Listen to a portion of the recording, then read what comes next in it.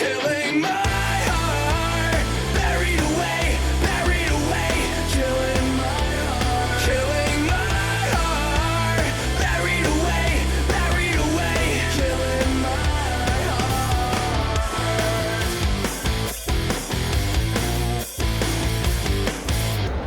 Ребят, мое путешествие начинается с Моргантауна. Мой автобус отправляется через 15 минут. Он довезет меня до Вашингтона, там я сделаю пересадку и поеду уже в Бостон. Поехали!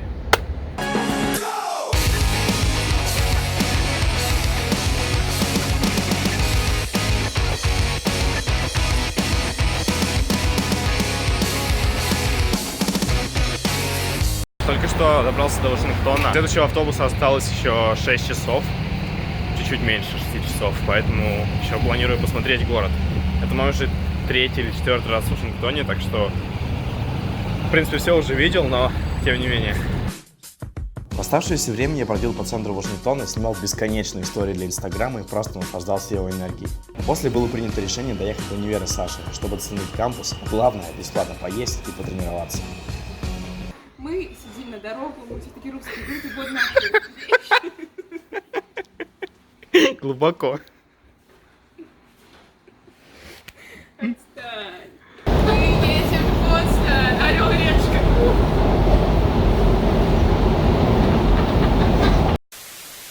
Мы едем в Бостон, у нас осталось 30 минут до нашего автобуса. Я очень надеюсь и верю в то, что мы успеем, потому что Артем слишком долго тренировался в зале. Слишком долго мылся. И это правда, это даже Только что сели в автобус Greyhound, и интересное наблюдение, мы чуть ли не единственные белые люди в салоне, все остальные Не доминирующие. внушают доверия. Да. Дело не в цвете кожи, не внушают доверия. Да, мы Вот не расисты, честно. мы не расисты.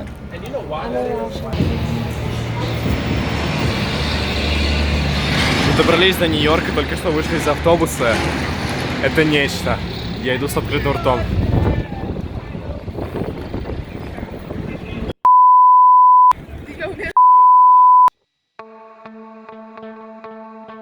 Естественно, Нью-Йорк, точнее Манхэттен, поражает. Казалось, что мы совершили скачок в будущее. Огромные небоскребы, которые не может захватить камера смартфона, гигантские дисплеи, вездесущие билборды, бомбардирующие прохожих рекламой. Понятие «часы работы» для Манхэттена просто не существует. Все это не затихает ни на секунду.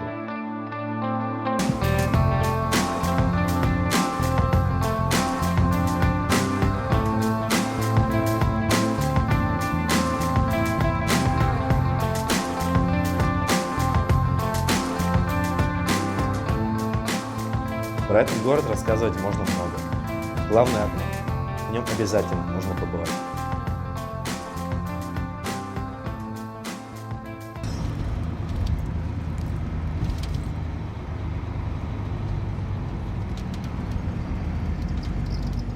Ребят, мы приехали в Бостон только что, 11 часов утра время. Автобус ехал 4 часа, удалось поспать. Мы чувствуем себя просто прекрасно. Бостон встретил нас пасмурной погодой и ветром, резко напоминая Санкт-Петербург. Но дух в Бостоне совсем иной. При первом взгляде в глаза сразу бросается контрастная архитектура. Совсем рядом с 200-летними зданиями из камня стоят стеклянные небоскребы. Что удивительно, это вовсе не выглядит оляписто. Еще центр города, в отличие от Нью-Йорка, довольно просторный. После нескольких долгих кругов по даунтауну мы решили отправиться к набережной. Ребят, на заднем плане находится историческое место в Бостоне, на берегу Атлантического океана, место, где произошло бостонское чаепитие. Здорово осознавать то, что находишься в месте, где творилась история. Ты реально чувствуешь себя причастным к чему-то такому большому, грандиозному. Здесь такой контраст. Сзади вот это вот место, которое у меня ассоциируется с чем-то старым. И прямо напротив небоскребы. Проходя мимо Бостонской пристани и гавани, заметил доску на здании, которая говорит, что здесь есть Observation Deck. Поднялись на 14 этаж, все бесплатно, офисное здание. Здесь просто шикарный вид на Бостон. Смотрите. Вид невероятный совершенно. Просто не верится, что это бесплатно. В правом нижнем углу как раз видно бостонское чаепитие, его место. С другой стороны площадки еще более впечатляющий вид на даунтаун. В Было бы круто просыпаться каждое утро с таким видом из окна. Спустившись вниз, мы резко поняли, что на 4 часах сна все-таки жить невозможно. Решили ехать к нашей знакомой отсыпаться. Место, где мы планировали ночевать, располагалось не в самом Бостоне, а в его пригороде, который назывался Ньютон. Сели в автобус. Нам нужно будет пересесть еще на один автобус, чтобы попасть за город, где мы будем проживать в течение 3 дней. Билет стоил $5. $5. Было дешевле?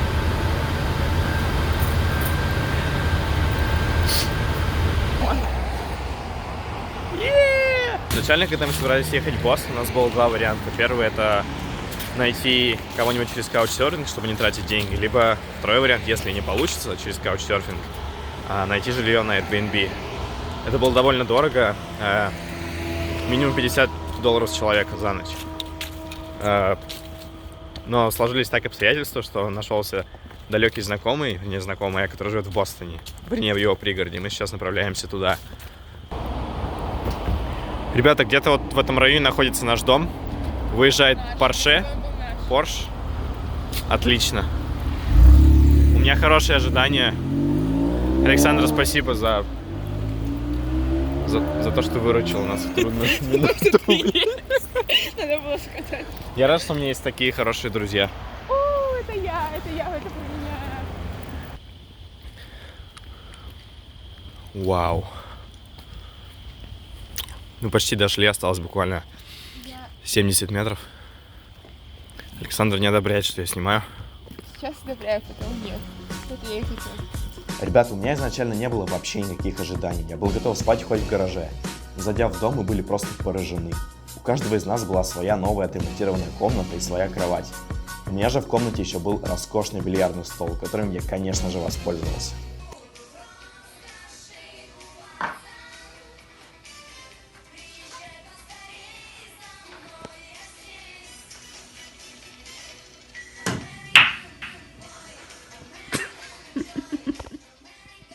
Это было нормально, посмотри.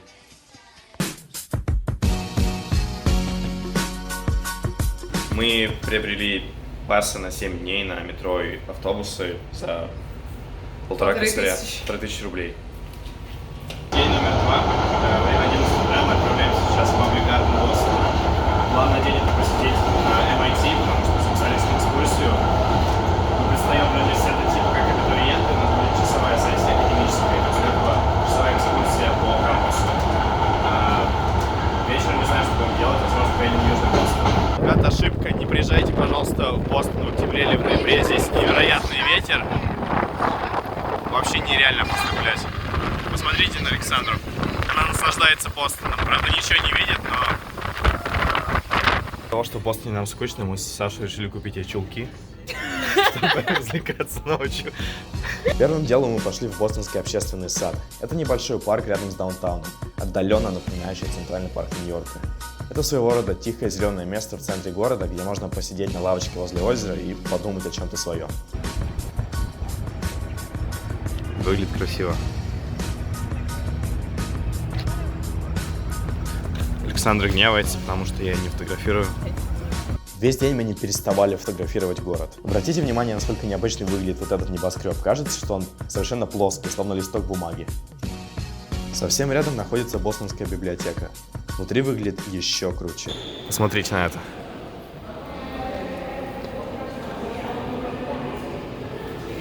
Excuse me.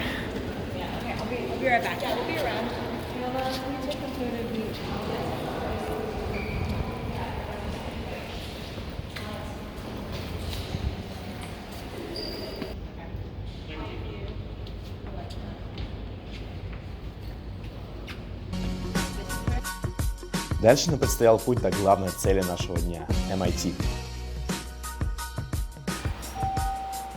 Ребят, буквально пара слов по метро. Оно выглядит довольно скучно, серо и уныло.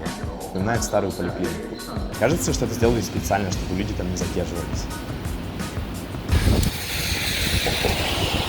Русские студенты пытаются покорить Бостон.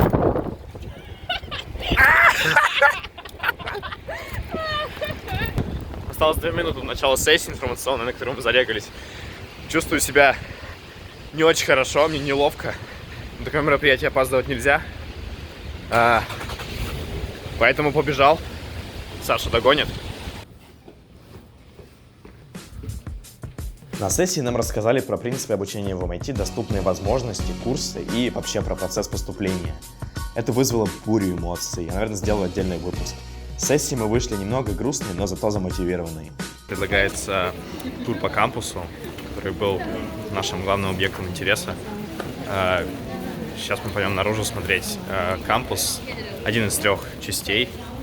Здесь происходит 90% всей движухи.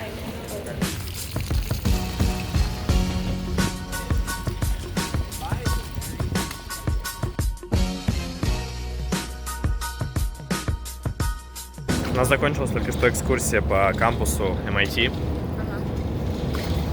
Мы её продолжаем сами. Да, какие эмоции вы испытываете, Александра? Я говорю, я не знаю, что во мне больше. Какое чувство я чувствую сильнее? Обиду или восторг? Пойдем по кругу? Обида в плане не на MIT, а на весь мой предыдущий бэкграунд. Я Абсолютно, думаю, что у тебя похоже, да. абсолютно согласен. Настроение прямо сейчас забрать свои документы из университета. Можно онлайн написать. Пришлите мне документы. Я туда не приду больше. Бостона, да. Да. Если что, я в Бостоне. Ребят, по поводу внешнего вида кампуса, мы согласились, сошлись на мнении, что он выглядит серовато немного. Возможно, это черта всех университетов, имеющих отношение к технологии. Меня сразу напомнил МФТИ, вот прям главный корпус, я отчетливо помню картинку. Я, конечно, я учусь здесь в США, в American University, и я бы, конечно, их не стоит сравнивать с MIT. Спасибо, что меня не видно. Спасибо, Артём. Я хотела рассказать. Давай. Его не стоит сравнивать с MIT, но это в любом случае, у нас очень красивый кампус. Здесь как-то очень грустно на кампусе становится. Вот здесь располагается блок новых зданий, но вообще в целом это выглядит вот так примерно. Естественно, облачность и дождь создает тоже настроение специфическое, но кампус сероват. Напоминает советскую архитектуру очень сильно на самом деле.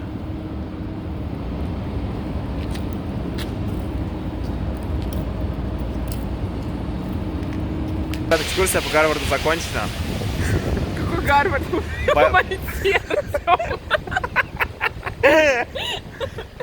Мы довольны. Ребят, мы вас обманули нагло. На единственной ветке, на зеленой, поезда в метро такого типа, похожи на трамвай. В остальных местах это типичный метропоезд, каким мы привыкли его видеть. Сейчас мы как раз его ждем. Я покажу, как он выглядит.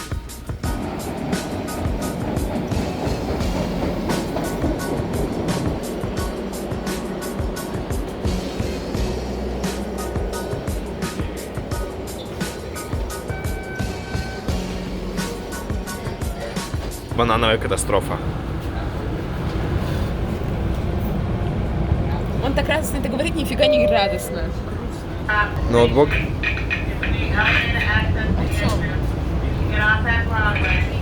Саша, зачем ты это сделала? Какой я это сделала? Ты раскаиваешься?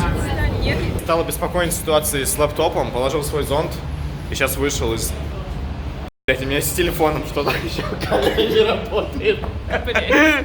Чудеса. Мы вышли из станции метро, и лежит зонт новый.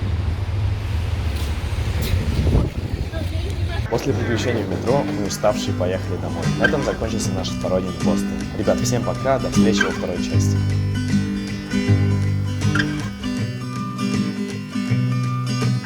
We arrived too late. Our mouths were